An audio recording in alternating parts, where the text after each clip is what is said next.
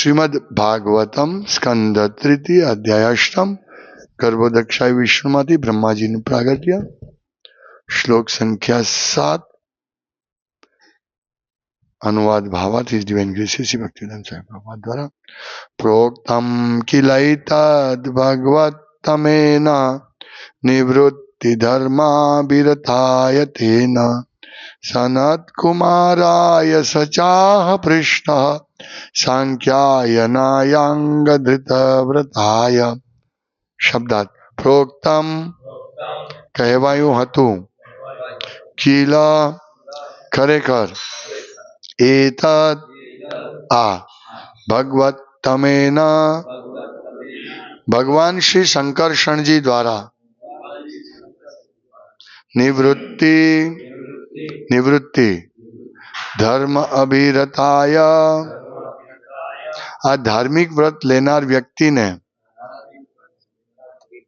तेना ते भगवान थी सनत कुमाराय सनत कुमार ने सह ते च पण आह कहूं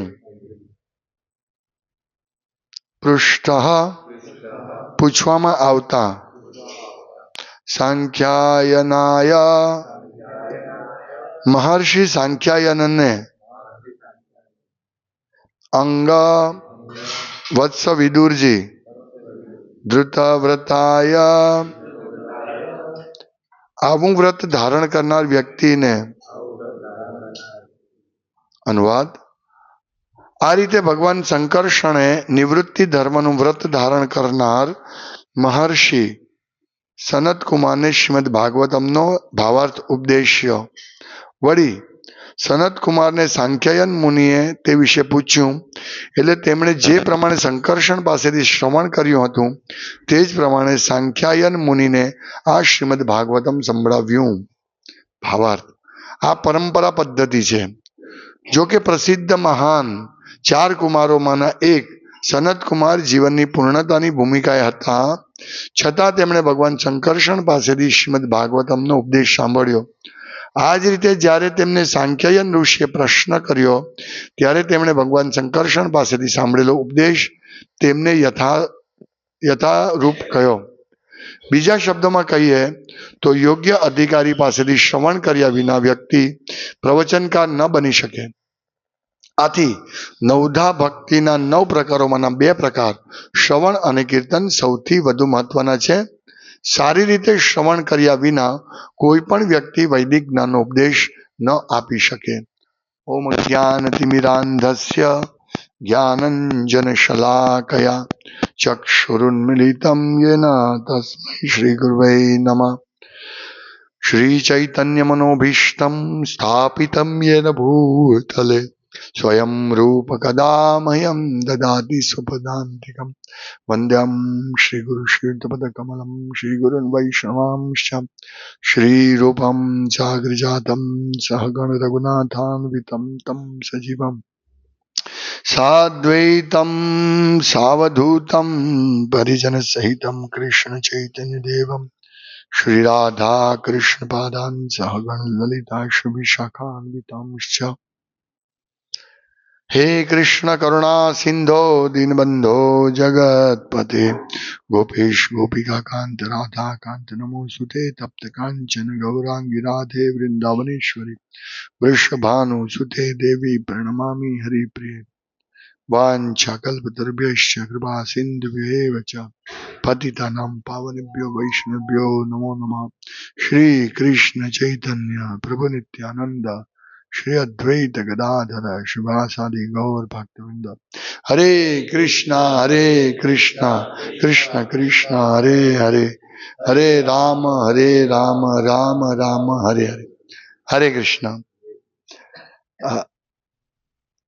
प्रोक्तम किलैतद् भागवतमेन निवृत्ति धर्मा विरताय तेन। प्रोक्तम तो कहेवाયું હતું કોના દ્વારા? ભગવાન શંકરષણ કોને? સનત કુમાર આદિ ઋષિઓને। તો અને એ જ મેસેજ જે શંકરષણ ભગવાને સનતકુમાર ઋષિને કહ્યો હતો, તે જ મેસેજ જ્યારે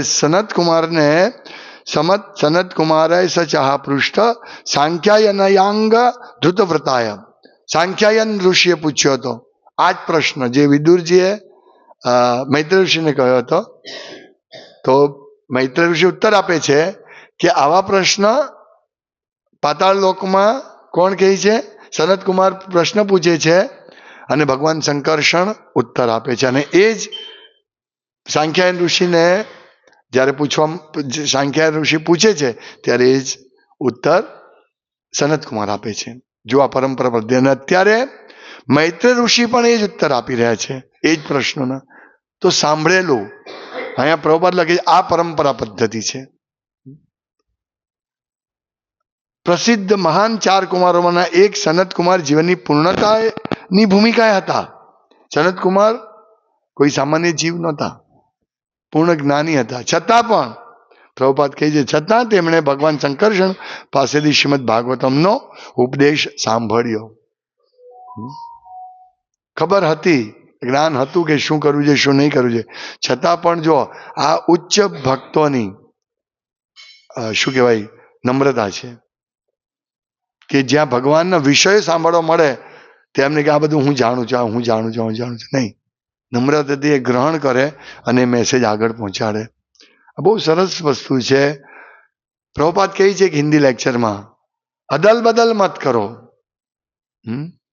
इसमें अगर आपने कोई सपना मिलाया तो पूरा सर्वनाश होगा.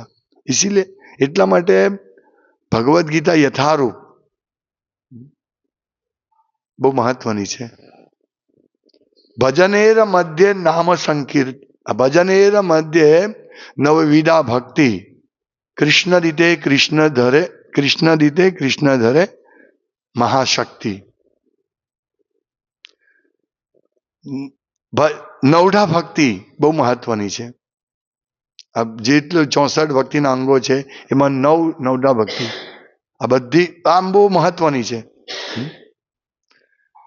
તાર મધ્ય કૃષ્ણ નામ સંકીર્તન, તાર મધ્ય શ્રેષ્ઠ કૃષ્ણ નામ સંકીર્તન, એમાં પણ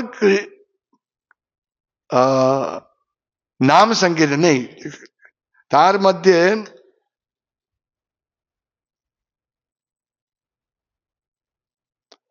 મધ્ય સર્વશ્રેષ્ઠ નામ સંકીર્તન, નિરપરાધ નામ લઈતે પાય પ્રેમ ધન. તો આજે નવડા ભક્તિમાં પણ શ્રવણ કીર્તન એ બહુ મહત્વનું છે. અને શ્રવણ કીર્તન જેટલું સારી રીતે થશે તેટલું આપણી ભક્તિમાં બહુ ઝડપથી પ્રગતિ થશે. તો અહીંયા એ જ વસ્તુ કહે પ્રભુપાદ લખે છે કે નવઢા ભક્તિના 9 પ્રકારોમાંના 2 પ્રકાર શ્રવણ અને કીર્તન સૌથી વધુ મહત્વના છે. સારી રીતે શ્રવણ કર્યા વિના કોઈ પણ વ્યક્તિ સારો કીર્તન નહીં કરી શકે. પ્રભુપાદ લખે છે કે સારી રીતે શ્રવણ કર્યા વિના કોઈ પણ વ્યક્તિ વૈદિક જ્ઞાનનો ઉપદેશ ના આપી શકે. કીર્તન મીન્સ ઉપદેશ, પ્રવચન બંને કીર્તન છે. એટલે આ એક મહત્વનો મુદ્દો કે આપણે સાંભળવું સારી રીતે સાંભળવું અને પછી એમાં કંઈ પણ વસ્તુ અદલ બદલ કર્યા વિના આપી દેવી. પાછી પહેલા એક ગેમ રમવામાં આવતી હતી. એક વ્યક્તિ બધા ગોળ કુંડાળામાં બેસે, પછી પહેલી વ્યક્તિ બીજાને કંઈક એક વાક્ય કહે, કોઈ પણ વાક્ય કહે, એ વાક્ય બીજો ત્રીજાને કહે, ત્રીજો ચોથાને કહે, ચોથો પાંચમાને કહે, અને આ રીતે આખા ગોળ ફરતા ફરતા વાક્ય આવે તો આખો વાક્ય બદલાઈ જાય. ધારો કે એક વાક્ય છે આપણે બંને કાલે સવારે મળીશું. તો આમ ફરતા ફરતા ફરતા આપણે કાલે સવારે બપોરે મળીશું એને બદલે એમાં શબ્દ બીજા આવી જાય, અમુક શબ્દ પલટાઈ જાય, નીકળી જાય. તો એ વાક્ય અહીંયા આવે તો કાલે પેલા લોકો પેલાને મારશે, આ આખું બદલાઈ ગયું. હવે ક્યાંથી બદલાય એ શોધવાનું અને એને સજા કરવાની. આ ગેમ રમતા હતા આવી રીતે, આખું વાક્ય બદલાઈ જાય. એટલે આ રીતે ગેમ રમતા હતા, મને અત્યારે યાદ છે, અને આખું વાક્ય બદલાઈ જાય. તો અહીંયા એ મહત્વનું છે કે જે સાંભળ્યું તે બોલવાનું, નહીં તો સજા થાય. એટલે ધ્યાનથી સાંભળવાનું અને એ જ રિપીટ કરવાનું. બસ આપણે બીજું કશું નવું નથી કરવાનું. અને નવું કરવા ગયા, અદલ બદલ કરવા ગયા એટલે ખલાસ, આખું પરંપરા નષ્ટ થઈ જાય. કેટલા બધા અપસંપ્રદાય બને છે. 27 સંપ્રદાય તો ભક્તિવિનોદ ઠાકોરમાં હતા તે સમય હતો. 27 અપસંપ્રદાય, કારણ કે થોડુંક બદલી કાઢે. જેમ અત્યારે આપણે જોઈએ છે કે ડીટી વર્શિપ કરે છે, તો 26મી જાન્યુઆરી કે 15મી ઓગસ્ટ આવે તો ડીટીને તિરંગાવાળા કપડાં પહેરાવે ને ત્યાં ધ્વજ મૂકે, મેરા ભારત મહાન. તો આ શું કહેવાય? ચેન્જ. એટલે મીન્સ ભગવાન કૃષ્ણ ભારતના છે, હિન્દુના છે, એ મેસેજ થઈ જાય ને. તો આ રીતે ચેન્જ થઈ જાય. થોડી વસ્તુ ચેન્જ એટલી હદ સુધી થાય કે ગુરુ પોતાની જાતને ભગવાન માને, અને કે એ જેમ એક એવો સંપ્રદાય હતો કે કોઈ પણ શિષ્ય મેરેજ કરે તો એની પત્નીને ગુરુને ત્યાં મોકલે અને પ્રસાદ રૂપે પછી ઘરે લાવે પાછા.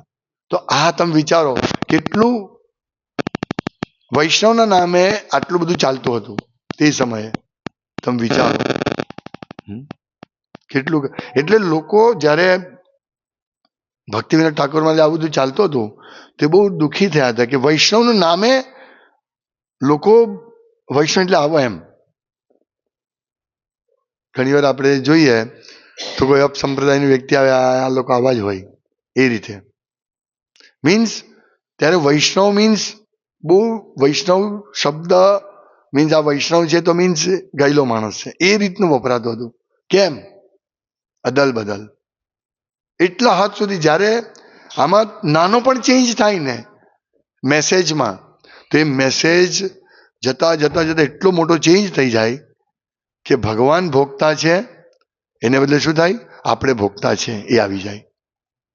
અને પછી જ્યારે આવો ખોટો મેસેજ આપણે સાંભળીએ અને ખોટો મેસેજ પ્રચાર કરીએ, તો એની અસર લાંબા ગાળે બહુ નષ્ટ, મીન્સ નષ્ટ કરનારી, વિનાશી હોય એની અસર. ને આપણે જોઈએ છે, તમે વિચારો કે ગુરુ આવું કહે કે શિષ્યની મેરેજ થાય એટલે પત્નીને ગુરુ પાસે મોકલવાનું. આ કેટલું ખરાબ કહેવાય. એટલે કલંક લાગી જાય. જો આપણે ધ્યાનપૂર્વક આ સંદેશ નહીં પ્રચાર કરીએ તો બહુ ભૂલો થઈ જાય.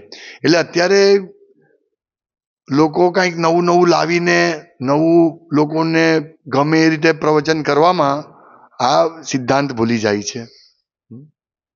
કારણ કે કથાકારોએ 7 દિવસ કથા કરવાની, લોકોને મનોરંજન આપવું પડે, એટલે ક્યાંક ને ક્યાંક નવું લાવવું પડે એને, તો જ મજા આવે ને. જોક્સ કહેવા પડે કે પછી એવા ભજન, પિક્ચરના ગીત ને આ બધું કરવું પડે તો એનું સાંભળે ને, નહીં તો કોણ 7 દિવસ કોણ સાંભળે?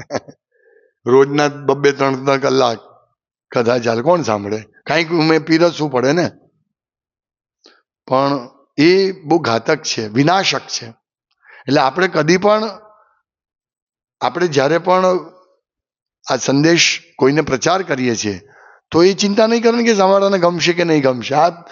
આ સંદેશ છે અને આપણે એઝ ઇટ ઇઝ પ્રચાર કરવાનો છે. આમાં આપણે બધા તમોગુણ, રજોગુણ ના વધારે મિશ્રણવાળા હોઈએ એટલે આપણને આ સંદેશ નહીં ગમે, નહીં ગમે. એટલે આપણે કઈ આ વખતા મજા નથી. આના કરતા અહીંયા જઈએ, બહુ ભીડ થાય છે અને સાંભળીએ. નહીં, ભીડ નહીં થશે આમાં. બહુ ઓછા લોકો, બ્રહ્માંડમાં કેટલા લોકો છે? અસંખ્ય જીવ છે, અસંખ્ય જીવ. પણ કેટલા લોકો આ સંદેશ સાંભળવા માટે જાય છે? બહુ ઓછા. કારણ કે લોકોને ઇમિજિએટલી રિઝલ્ટ જોઈએ, ઇમિજિએટલી. બસ હું આ સાંભળીશ, મને શું મળશે? એટલે આ પ્રભુજી બહુ સરસ કથા કરે છે, પણ જે કથામાં આવા બધા શ્લોકો લે જ કદી નહીં લે. આ પરંપરા કે પરંપરાનું મહત્વ શું છે કોઈ સમજાય નહીં. કારણ કે પરંપરાનું મહત્વ સમજાય તો પછી સાચું બોલવું પડે. કથા તમે સાંભળજો. મેં તો અત્યારે કોઈ નથી સાંભળી, પણ પહેલા થોડુંક હું જોતો, ઝલક જોતો હતો, તો એ લોકોની કથામાં શું આવે, સાસુ વહુના ઝઘડા, સારા બનવું, આ તે. ભગવાન તો ક્યાંય બહુ દૂર હોય, બહુ દૂર હોય ભગવાન એમની કથામાં. પણ આ બધાને ગમે આવી વસ્તુ, લૌકિક વસ્તુ ગમે, એટલે એ લોકો આપે. અને આ પરંપરા પદ્ધતિ તૂટી જાય અને એને કારણે લોકો વધારે વધારે નાસ્તિક બનતા જાય. કથાકારો પણ ભગવાનને નિરાકાર કહે છે. હવે તમે વિચારો, અહીંયા સાક્ષાત શંકર્ષણ ભગવાન કથા કરી રહ્યા છે. તો ભગવાને કથા કરી, ભગવાનની કથા કરી, કૃષ્ણની કથા. કેવી રીતે આ વિષ્ણુ સર્જન થઈ? હવે કહેશે ગર્ભદક્ષાએ વિષ્ણુ કેવી રીતે એમના નાભી કમળમાંથી કમળ નીકળે અને બ્રહ્માજીનું પ્રાગટ્ય થઈ જાય, આ બધી કથા કહેશે. પણ આજે કોઈ સામાન્ય જીવ હોય એ લોકો વિચારે નહીં, નિરાકારવાદી વિચારે નહીં કે આવી રીતે બ્રહ્માજીનું પ્રાગટ્ય થયું તો ભગવાનમાંથી થયું, તો ભગવાન સામાન્ય તો નહીં હોય. પણ એ લોકો આ બધું નહીં વિચારી શકે, એટલે એ લોકો આને સ્કીપ કરીને સીધા બસ ભાગવત ભગવાનની લીલા સીધા અધિકાર વગર પ્રવેશ કરે છે. અહીંયા આપણે જે વિદર મૈત્રેય ઋષિ પણ આ બધી ચર્ચા કરે છે કે કઈ રીતે ભગવાને આ વિશ્વનું સર્જન કર્યું ને કેટલું સરસ સિસ્ટમેટિક સમજાય. એટલે આ બધું કેમ આવે છે ખબર છે? કારણ કે આપણને ખબર પડે કે ભગવાન કેટલા મહાન છે. ભગવાનના અંશના અંશ ગર્ભોદક્ષા વિષ્ણુમાંથી બ્રહ્માજી ઉત્પન્ન થશે. આ બધી જ્યાં સુધી નહીં સાંભળીએ ત્યાં સુધી કૃષ્ણ રાસલીલા રમે છે એ નહીં સમજાય. કેવી રીતે સમજાય? એટલા માટે પ્રભુપાદ કહે છે કે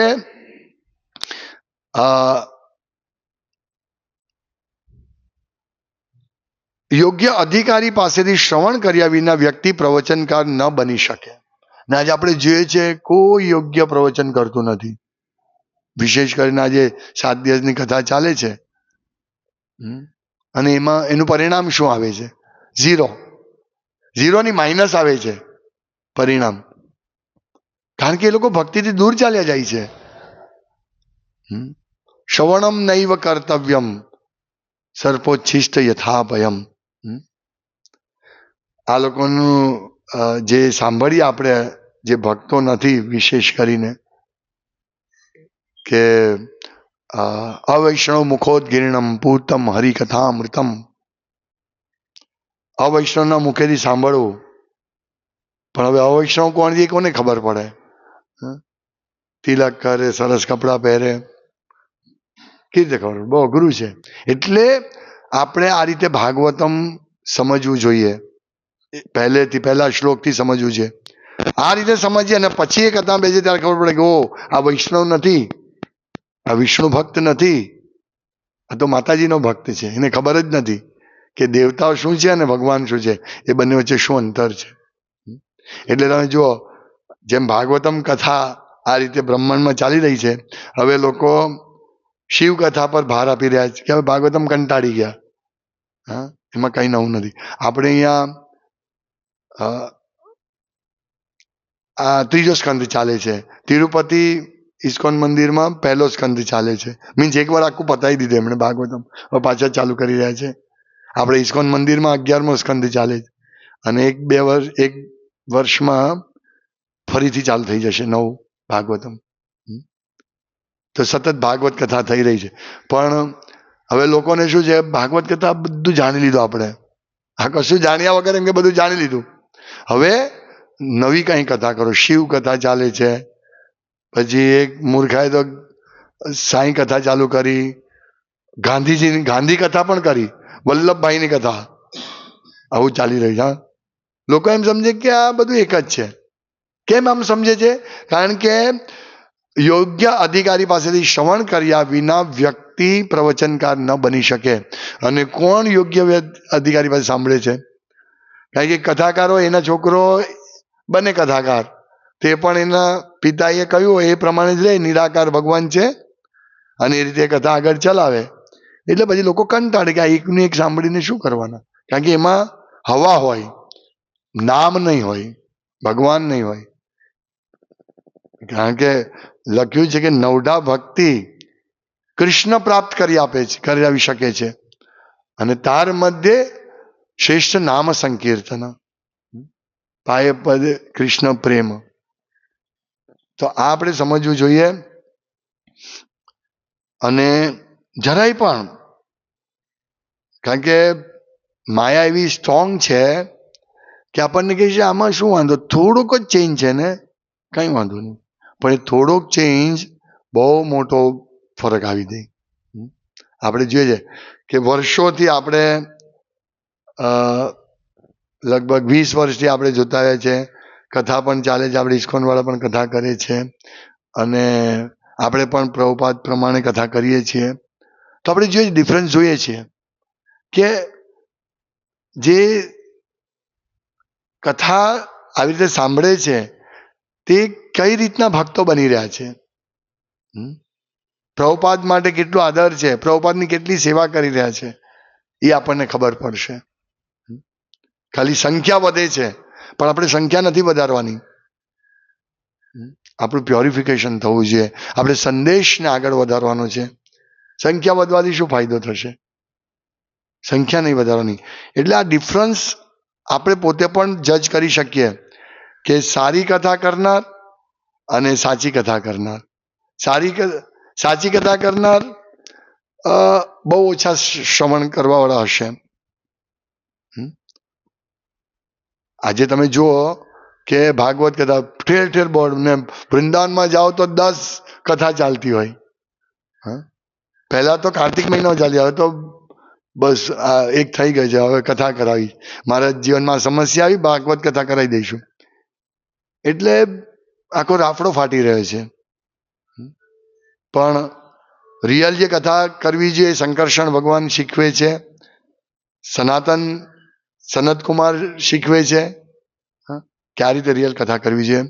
અને એ કથાથી જ આપણી પ્યોરિફિકેશન થશે. બાકી આ રીતે અસંખ્ય પ્રવચનકારો ઉભા થઈ રહ્યા છે પણ એ લોકો શું આપશે? કાંઈ નહીં. આ કથા કરે છે, આ કથા કરે, તમે પણ હવે કથા કરો. હમણાં અમે ગયા હતા તો એક વ્યક્તિ કીધું મારે પણ ભાગવત કથા બેસાડવી છે. ભાગવત કથા બેસાડવી. મેં કીધું આ તમારા ઘરમાં ભાગવતમ જ આવી ગયું છે, તમે એ વાંચો, એ જ ભાગવત કથા છે. એટલે એક ક્રેઝ થઈ ગયો છે. આ પેલું શું છે, જેમ એક ઉદાહરણ આપું કે એકવાર એક ઘરમાં પ્રસંગ આવ્યો. એ ઘરમાં એક બિલાડી પાળેલી હતી. તો એ મેરેજનો પ્રસંગ હતો. એ બિલાડી દોડ દોડ કર્યા કરતી હતી ને બધું ડિસ્ટર્બ કરતી હતી. એટલે જે મેઇન મુખ્ય હતી એ ઘરમાં મુખ્ય વ્યક્તિ, એને કહ્યું એક ટોપલી લાવો અને બિલાડીમાં બંધ કરી દો, એટલે એ રીતે આપણને શાંતિ થઈ જાય. તે રીતે કર્યું. પછી 5 વર્ષ પછી પાછો એ ઘરમાં પ્રસંગ આવ્યો. ત્યારે આ બિલાડી તો નહોતી. તે પ્રસંગ આવ્યો તો એ વિધિ કરતા હતા. ઉપર આપણા સાસુજીએ એક વિધિ કરી હતી આ પહેલા કે એક બાસ્કેટ લાવો અને એમાં બિલાડી મૂકો અને બંધ કરીને સાઈડ પર મૂકો. તે વિધિ ચાલુ થઈ ગઈ, જોયું તમે? એટલે એ સમજ્યા કે આ વિધિ છે, પણ પેલી શું કરેલું કે ભાઈ આ બિલાડી હેરાન કરે એટલે એની સાઈડ પર મૂકી રાખો.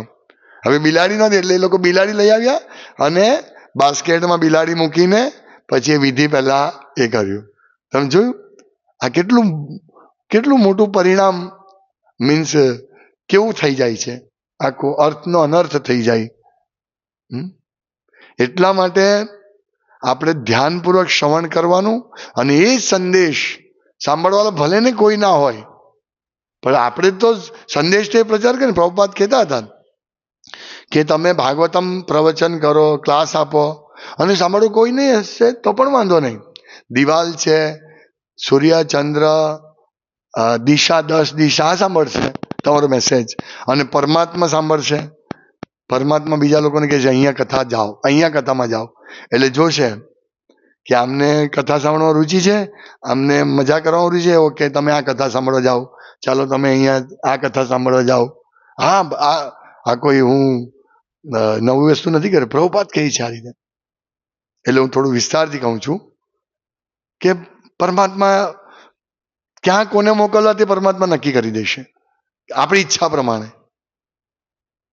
એટલે આપણા પ્રવચન આપણે કરીશું તો એમાં કંટાળો આવશે, પણ ભલે કંટાળો આવે, એકચ્યુઅલી અમૃત છે એટલે આપણું રજોગુણ તમોગુણમાં જે એટલે કંટાળો આવશે, પણ અમૃતનો સંદેશ સાંભળીને લોકો પણ અમૃત પ્રાપ્ત કરશે. અને ઝેરી સંદેશ, સર્પોચ્છિષ્ટ યથા ભયમ, સર્પ દૂધમાં મોઢું મારી જાય, એ ઝેરી પ્રવચન સાંભળીને લોકો ભક્ત નથી બનવાના, ખાલી મજા આવશે. એ મજા એમાં જાય એના કરતા પિક્ચર જોઈ લીધેલું સારું. તો એમ કહું, કોઈ થ્રિલર પિક્ચર કે કોઈ કોમેડી પિક્ચર જોઈ લેવાનું. મજા જ કરવી હોય તો ભાગવતમમાં શું કામ કોમેડી શોધો, ત્યાં ચાલ્યા જાઓ. કમસે કમ એમાં મજા આવી, કમસે કમ ભગવાનથી તો વિરુદ્ધ નહીં જશે. કોઈ પિક્ચર જોતું હશે તો એની જેટલી છે આધ્યાત્મિક એ તો રહેશે, અને પછી એને જ્યારે કોઈ વ્યવસ્થિત વ્યક્તિ મળશે, સાચો વ્યક્તિ, તો એ ભક્ત બની શકે છે. પણ આ ખોટા બીજ નાખ્યા હોય જેનામાં, કે કથા સાંભળવાની મજા માટે અથવા આપણા ઘરનું કલ્યાણ થશે, આપણું સારું થશે એટલા માટે કથા સાંભળવી. હવે આ જ્યારે આપણા કોઈના મનમાં જશે તો એના મનમાં સાચો મેસેજ જવો અઘરો પડશે. એટલે આવા લોકો બગડી રહ્યા, વિનાશ કરી રહ્યા છે પોતાનો. અને એકવાર નિરાકાર જો ભગવાન ઘૂસી ગયા તો એનું પરિણામ બહુ ખરાબ આવશે. પછી પાછો નહીં આવશે. પેલો પિક્ચર જોવાવાળો પાછો આવી શકે જ, કારણ કે એને મેસેજ નથી. એ એગ્નોસ્ટિક કહેવાય કે ભાઈ એ હા પણ નહીં ના પણ નહીં, ઠીક છે ભગવાન હોય કે નહીં હોય મારે લેવા દેવા નથી. કમસે કમ એ વ્યક્તિને જ્યારે સાચો મેસેજ મળશે ત્યારે આવશે. એ ભલે અત્યારે પિક્ચર જોઈએ છે, પણ જે અત્યારે ખોટું સાંભળી રહ્યો છે, આપણે કેટલી દરકાર રાખીએ કે આપણા છોકરા સારામાં સારી સ્કૂલમાં કોલેજમાં ભણે, કેટલી દરકાર રાખીએ છીએ. કેટલી બધી કોલેજો હોય, એડમિશન લેવા માટે આપણે સિલેક્ટ કરીએ, આ સારી છે, આ સારી છે, આ સારી છે, આ સારી છે. તો એ જ રીતે ભગવાનનો મેસેજ માટે આપણે સિલેક્ટ કરવું જોઈએ. અને આપણે આપતી વખતે પણ આ ધ્યાન રાખવું છે કે ભગવાન શંકરષણ જે મેસેજ આપ્યો છે તે જ મેસેજ આપણા સુધી આવવો જોઈએ, અને એ જ મેસેજ આપણે આગળ વધારવો જોઈએ. એના માટે શ્રેષ્ઠ શ્રીમદ ભાગવતમ, પ્રભુપાદનું ભાગવતમ છે. આમાંથી કથા કરો, કોઈ અદલ બદલ નથી પ્રભુપાદે કરી. એટલે આ જ કથા સ્ટેપ બાય સ્ટેપ કરો. એ ચિંતા નહીં કરો લોકોને ભાગવતમ કહેવા દો 7 દિવસ, આપણે એમાં નહીં પડવાનું. આપણે સ્ટેપ બાય સ્ટેપ જવાનું. લોકોને ગમે કે ના ગમે, નહીં બોલાવશે બીજી વાર, કઈ વાંધો નહીં, પણ આ સ્ટેપ બાય સ્ટેપ કરો તો સાચું કલ્યાણ થશે. અને આપણે ભગવત ધામ જવા માટે તૈયાર થઈશું, અને લોકોને પણ આપણે ભગવત ધામ મોકલી શકીશું. નહીં તો કૃષ્ણ પ્રેમ જ નહીં મળે, કૃષ્ણ પ્રેમ નહીં મળે તો શું કામનું. નિરપરાધે નામ લઈ તે પાય પ્રેમ ધન. પ્રેમ ધન જ નહીં મળે તો શું કરવાનું? આ ધન પ્રાપ્ત કરીને શું કરવાના છે જે નાશવંત છે આ લૌકિક જગતનું. કથા સાંભળવાથી ફાયદો થાય, ઐશ્વર્ય મળે. કથા આપણે કરાવીએ, કથા કરતી ઐશ્વર્ય મળે, પણ એ ઐશ્વર્યથી કૃષ્ણ પ્રેમ બહુ દૂર ચાલ્યો જાય છે. જે આપણો ભાગવત કથાનો મેઇન ભગવાન આશ્રય છે, ભાગવત કથાનો પરમ વિષય, દસમો વિષય પરમ આશ્રય ભગવાન, એમના શરણે નહીં જઈ શકીએ તો આ ફાયદો શું છે? કૃષ્ણ પ્રેમ જ જો નહીં મળે ભાગવતમ વાંચ્યા પછી તો ફાયદો શું?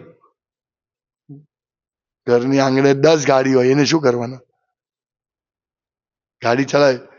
અમારી પડોશમાં સરદારજી રહી છે, તો અત્યારે એના જે દાદા મેઇન, હવે એમના ઘરે 7 ગાડી છે. હવે દાદા આખું ધીમે ધીમે બધું સ્મૃતિ ભૂલી રહ્યા છે. બહાર બેઠેલા કાલે હું ગયો તો મને કહી કે કબ તક રહેને વાલો ઇધર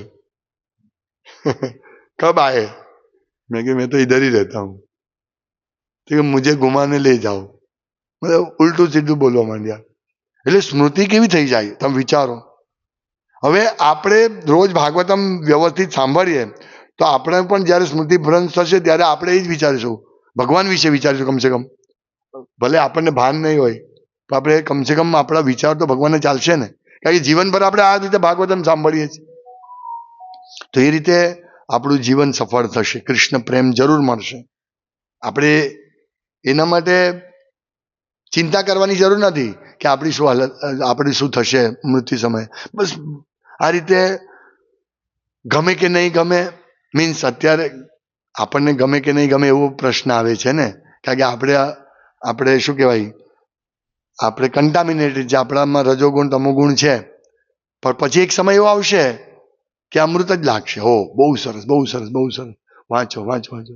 જેમ જે 1 વાર 2 વાર 3 વાર ભાગવતમ વાંચે છે, 3જી વાર 4થી વાર વાંચે છે, તે આમાંથી આસ્વાદન કરી શકશે કે યસ આટલું સરસ પ્રભુપાદે આપ્યું છે. ભાગવતમ હવે આપણે બીજું વાંચવાની શું જરૂર છે? કોઈ જગ્યા રુચિ નહીં રહેશે, માત્ર ભાગવતમાં રુચિ રહેશે જ્યારે કથા આ રીતે થશે ત્યારે. હરે કૃષ્ણ. શ્રીમદ ભાગવતમ કી જાય, શિલ પ્રભુપાદ કી જાય. વાંછક